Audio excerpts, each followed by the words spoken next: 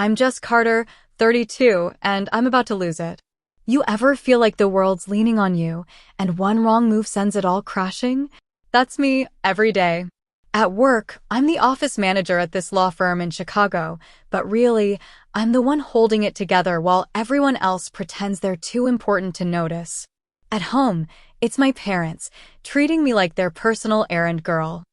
I've been loyal to my job, to my family, but it's starting to feel like a trap. And I'm done being the one who always bends. It hit me this Monday. I'm at my desk, buried in emails, when the coffee machine dies. Everyone's grumbling, so I grab a screwdriver and fix it again. Then Tom, one of the partners, strolls by. Jess, I forgot to file that motion. Can you pull some strings with the clerk? I nod, grit my teeth, and make it happen. By noon, the Secret Santa thing's a mess. Half the gifts didn't show, so I'm on Amazon, overnighting replacements. I'm wiped, and my boss Greg swings by, all smiles. Jess, you're a lifesaver. Don't know what we'd do without you. He means it as a pat on the back, but it's a punch to the gut. I'm only seen when they need saving. I get home, collapse on the couch, and my phone buzzes. It's Mom. Honey, Dad's knee's acting up. Can you grab his meds tomorrow? Oh, and the cable's out. Comcast's giving us the runaround. I say yes because that's what I do. But when I hang up, I just stare at the ceiling. When's it my turn to breathe? I love them, Mom, Dad, the firm, but this isn't loyalty anymore. It's betrayal dressed up as duty. They're all taking, and I'm running on empty. I used to think I was good at this, fixing, helping, being the one they count on. At work, I'm the office mom to a bunch of attorneys who can't find their own pens. At home, I'm the responsible one because my brother Brian's too busy with his fancy tech job to care. But lately, I'm wondering, why me? Why am I stuck carrying everyone else's mess? I'm not sleeping. I'm snapping at stupid stuff like the neighbor's dog barking. I'm dreaming of walking away, leaving them all to figure it out. And maybe I will. That night, I can't shake it. I'm lying there, picturing Greg's smug grin, Mom's voice piling on more, Dad's quiet guilt trips. It's a weight I didn't sign up for. I've been betrayed, not by some big stab in the back, but by 1,000 little cuts. They need me, sure, but they don't see me. And I'm starting to think I don't owe them this much of myself. Something's gotta give, and I'm damn sure it won't be me breaking first. Next morning, I'm back at it, coffee's low, files are missing, someone's whining about the printer. I don't jump in. I sit there, sipping my own cup, watching it unravel. The paralegal, Sarah, looks at me funny. Jess, you okay? I shrug. Yeah. Just wondering who's gonna step up today. She laughs, thinking I'm kidding. I'm not. At lunch, Greg's pacing because the conference room's a disaster for tomorrow's meeting. He doesn't ask me outright. He's too used to me volunteering. I don't. I clock out at 5, first time in years, and let the chaos simmer. On the drive home, Mom calls again. Jess, Dad's really hurting. Can you? I cut her off. I've got a cold, Mom. Can't make it this week. It's a lie, and she stammers. But who's gonna help? Brian's swamped. Dad's voice pipes in. You're a girl, Jess. Don't let us down. My stomach twists. Guilt's a hell of a drug, but I stick to it. I need a break. Figure it out. I hang up, hands shaking. I've never said no like that. The quiet in my apartment feels weird, like I'm waiting for the next demand. But I'm done waiting. This is where it starts, me pushing back. They won't like it, but I'm not here to make them comfortable anymore. I'm Jess, and I've just lit a match under my life. Work's a mess because I've stopped playing superhero, and my parents are freaking out since I told them I'm sick and can't play errand girl. It's been 3 days, and I'm still riding the high of saying no, mixed with this gnawing guilt that won't quit. I'm not backing down, though. I've been everyone's doormat too long, and now I'm clawing my way out. It's messy, but it's mine. At the firm, things are unraveling fast. The coffee's gone. Nobody's refilled it since I stepped back. Piles of unopened mail are stacking up on my desk because I'm only doing what's in my job description, admin work, not miracles. Yesterday, Sarah, the paralegal, tried to guilt me. Jess, The printer's jammed again. You're so good at fixing it. I looked her dead in the eye and said, so are you. Give it a shot. She blinked, then walked away muttering. The attorneys are worse. Tom keeps dropping hints about team spirit like I'm supposed to cave. I don't. I'm done being their crutch. Greg pulls me into his office Thursday afternoon. He's got that fake concerned look, leaning on his desk like we're buddies. Jess, what's going on? Things are falling apart out there. I take a breath, heart pounding, and let it rip. I'm not your maid, Greg. My job's admin, scheduling, emails, basics. Not babysitting grown men who can't order their own lunch. He stares, then chuckles like I'm joking. Come on, Jess, you're the heart of this place. We need you. That word, need, sets me off. No, you need a maid. I'm not it. I walk out, fuming. He thinks it's a phase. It's not. Home's a different battlefield. Mom's called twice since I said no, left voicemails I haven't answered. Jess, Dad's struggling. Brian says he's too busy. We're counting on you. Delete. Then Dad texts, don't let us down, kiddo. It's a gut punch. He knows how to pull the disappointed dad card. I almost call back, but I don't. Instead, I pour a glass of wine and binge some dumb reality show. The quiet's still weird. No one's yelling for help, but I'm starting to like it. I'm not their servant anymore, and they're gonna have to deal. Fridays when it escalates. I get to work and the conference room's a pigsty, old coffee cups, crumpled notes, chairs everywhere. There's a big client meeting Monday and nobody's touched it. Normally, I'd swoop in, clean it, order food, make it perfect. Not today. I sit at my desk, sipping tea, watching the panic creep in. Tom storms over. Jess, who's handling the meeting setup? I shrug. Not me. That's not in my contract. He gapes, then stomps off, muttering about responsibility. I almost laugh. They've got no clue how to function without me. Greg corners me at lunch. He's sweating now, tie loose. Jess, we're screwed for Monday. No catering, no prep. Help us out, I'll owe you one. There it is, my opening.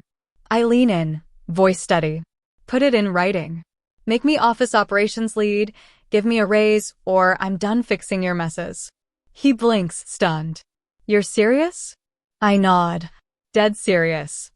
I'm too valuable to keep scraping by. He rubs his face, then mutters, fine. We'll talk Monday. I walk away, buzzing. I've got him on the ropes. That night, I cave and call Mom.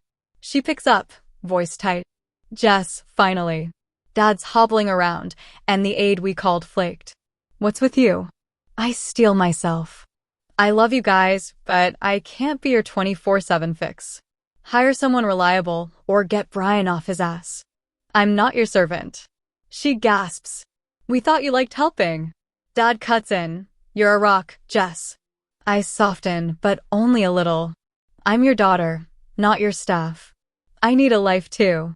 They're quiet, then Mom sniffles. We'll figure it out.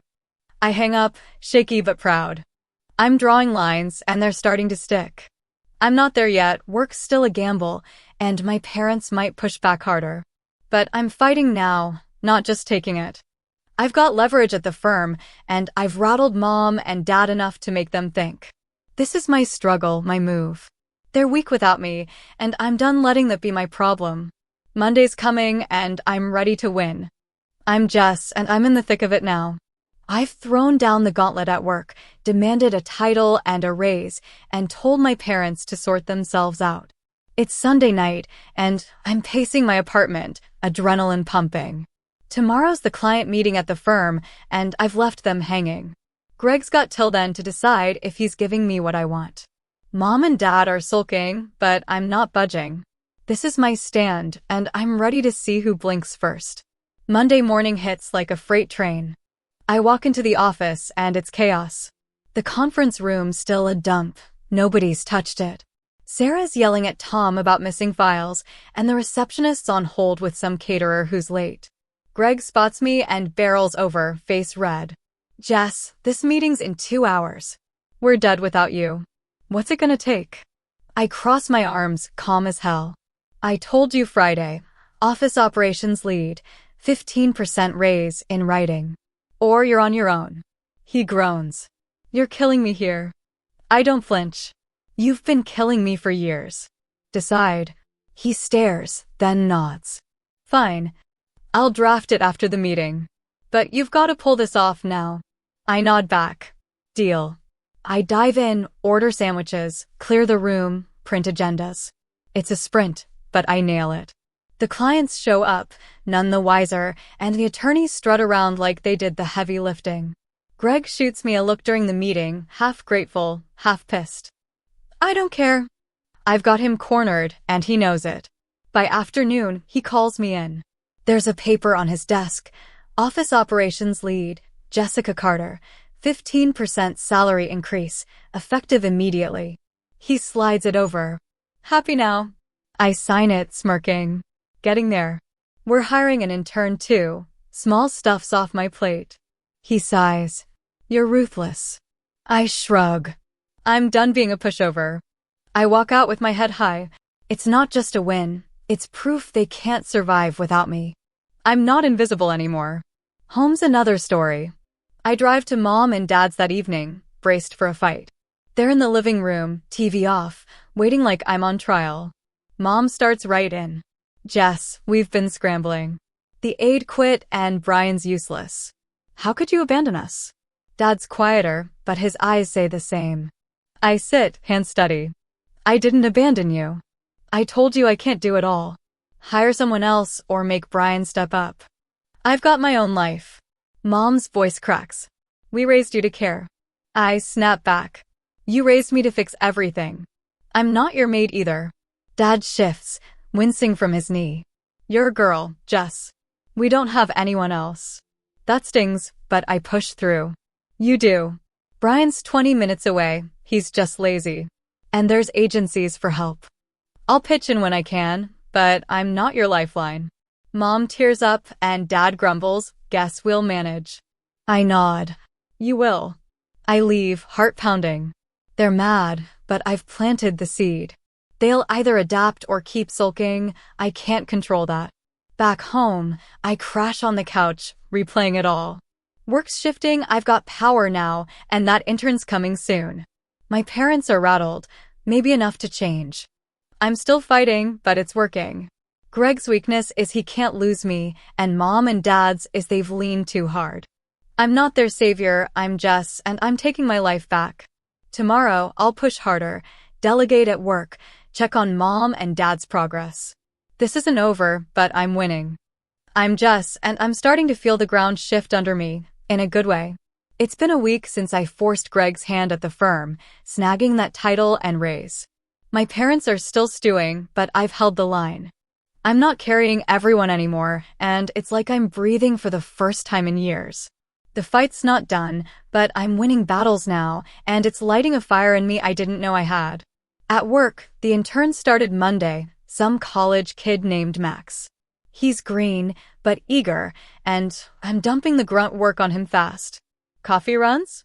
Max printer jams? Max sorting the mail pile? All him. The attorneys grumble. Tom cornered me yesterday. Jess, this kid's slow. Can't you just handle it? I shot back, no. I'm operations lead now, deal with Max or do it yourself. He huffed off, and I smiled. They're learning I'm not their fix-it girl anymore. Greg's keeping his word too. No pushback, just a tight nod when I pass him. He knows I've got the upper hand. Tuesday, I delegate bigger stuff. Sarah's whining about a filing deadline, so I tell her Max can help. Train him. She scowls. That's your job, Jess. I lean in, voice sharp. Not anymore. Step up or figure it out. She storms off, but by lunch, she's showing Max the ropes. I'm not just offloading. I'm forcing them to function without me as their crutch. It's messy, but it's working. The office is stumbling, but it's not collapsing. They're adapting, and I'm free. Home's trickier. Mom called Wednesday, voice clipped. Jess, we found an aide, some lady named Carla. She's fine, I guess. Brian's coming Saturday, but he's not happy. I bite back a laugh. Good. Carla's a start, and Brian's overdue. How's Dad? She sighs. grumpy, but his knees better. We miss you. That hits me, but I stay firm. I'll visit soon, not to fix stuff, just to see you. She's quiet, then says, okay. It's progress, not perfection. They're still mad, but they're moving. I've shaken their world, and they're scrambling to catch up. Friday, I test the waters more. At work, I leave early, 3 p.m., unheard of for me. Max has the basics covered, and I tell Sarah, you're in charge till Monday. Don't call unless it's a fire. She gapes. Jess, what if I cut her off? Handle it. You're smart. I walk out, heart racing. No one calls. At home, I text Mom, how's Carla? She replies, fine. Dad likes her cooking. I grin. They're settling in, and I'm not the glue anymore. That night, I sit with a beer, no to-do list nagging me. It's quiet, eerie still, but I'm getting used to it. Work's shifting, the team's weak without me running everything, and I've exploited that to carve out space. My parents are wobbly, but they're leaning on Carla and Brian now, not just me. I'm not their rock, I'm their daughter, and that's enough. The tide's turning and I'm steering it. Next week, I'll push Max harder, check on Mom and Dad, see how far this freedom stretches. I'm not done fighting, but I'm damn close to winning. I'm Jess, and I'm riding a high I haven't felt in years. Work's settling into a new rhythm with Max taking the small stuff and the team fumbling without me as their safety net. My parents are leaning on Carla and Brian now, not just me. It's Friday night, 2 weeks since I signed that deal with Greg, and I'm sitting in my apartment with a glass of wine, no emergencies blowing up my phone.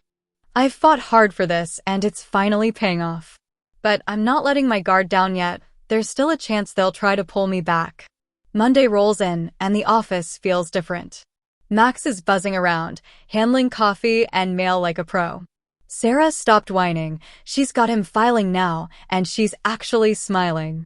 I overhear Tom muttering to Greg in the hall, kid's not bad. Jess was right to push him. Greg grunts, yeah, she's running a tight ship. I smirk from my desk. They're not just surviving without me, they're figuring it out. I call Max over. Good work. Next week, you're on supply orders. I'll show you once, then it's yours. He nods, eager. I'm building a buffer and it's solid. Greg swings by later, hands in his pockets. Jess, numbers came in, clients loved the meeting. You pulled it off. I nod. Team effort. Max and Sarah stepped up. He raises an eyebrow. You're delegating like a boss now. I grin. That's the job, right? Operations lead. He laughs, a real one this time. Yeah, you earned it. It's not just the raise or title, it's respect. They're weak without me, but I've turned that into power. I'm not scrambling anymore. I'm calling shots. Home's quieter too. I call Mom Tuesday night, testing the waters. She picks up, sounding tired but not mad. Hey, Jess. Carla's staying, she's a keeper. Brian fixed the Wi-Fi last weekend. I laugh. Miracle of miracles. How's Dad? She softens. Better. He's warming up to Carla. We're okay, honey. I pause, then say, good. I'll come by Saturday, just to visit, not fix stuff. She's quiet, then says, we'd like that. No guilt trips, no demands. They're bending and I'm not breaking. Wednesday, I push it further at work. A partner forgets a deadline, same old story, but I don't jump in. I email Greg, Max can assist. I'm on strategy calls. He replies, got it. Max scrambles, but he pulls it off. Sarah corners me later. You're really not doing everything now, huh? I shrug. Nope. You're all adults. She smirks. Fair. It's working, though. It is. The office isn't perfect, coffee ran out once, but it's not my mess to clean. I'm free and they're coping. Friday night, I'm back on my couch, wine in hand. My phone's silent, no panic texts from Mom, no SOS from Greg. I've clawed my way out of being everyone's lifeline and it's sticking. Work's humming because I've forced them to step up, and my parents are leaning elsewhere because I made them. Their weakness was needing me too much, mine was letting them. Now, I flipped it, I'm strong because I stopped carrying them. Tomorrow, I'll see mom and dad, just as their daughter. Sunday, I'll sleep in, no to-do list. This is my win, and I'm savoring it. One more push, and it's locked in for good. I'm Jess, and I've crossed into new territory. It's been a month since I turned everything upside down, forced the firm to value me, made my parents stand on their own. Now, I'm sitting in my apartment on a Saturday night, no weight on my shoulders, just a beer and some music. I've fought, I've won, and this is what victory feels like. Quiet, mine, and real. The battles are over, and I'm not going back. Saturday morning, I drive to mom and dad's. No grocery bags, no toolbox, just me. They're in the kitchen when I walk in. Carla's there, stirring something that smells like chili. Mom hugs me, quick but tight. Good to see you, Jess. Dad nods from his chair. Hey, kiddo. No edge in their voices, no asks tacked on. I sit, and we talk about Dad's knee, Carla's cooking, Brian's latest excuse for being late. Mom laughs at that one. He's hopeless, but he's trying. I grin. Better than nothing. They've settled into this. Carla's their rock now, and Brian's pitching in just enough. I'm their daughter again, not their fix. Back at work, Monday's smooth. Max is a machine, supply orders are in, coffee's stocked, mail sorted. I've got him shadowing me on bigger stuff now, like client schedules. Sarah's running point on filings without a peep. Greg stops by my desk midweek, casual but serious. Jess, you've changed this place. It's tighter now. I nod. Took some shaking up. He smirks. Yeah, you shook hard. Worth it. That's it, no groveling, just truth. They needed me, but I needed them to need me less. Now, they're stronger and I'm not drowning. Thursday, I push the last piece into place.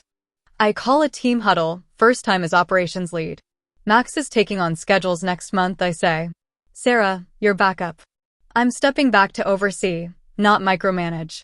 Tom raises an eyebrow. You're really letting go. I smile. Yep. You've got this. They nod, no pushback. Later, Max corners me. Thanks, Jess. I'm learning a ton. I shrug. You're earning it. I've built a system that runs without me holding every string, and it's solid. Friday night, I'm home, sprawled on the couch. No calls from mom begging for help, no texts from Greg about a crisis. I think back, how I was everyone's crutch, how I snapped, how I fought. Greg's weakness was underestimating me. Mom and Dad's was over-relying. I turned it all around, made them see me, made them step up. Now I've got a title, a raise, a team that works, and a family that's mine without owning me. I sip my beer, grinning. This is justice. I'm still Jess, but I'm not carrying the world. I'm just living in it, and it feels damn good.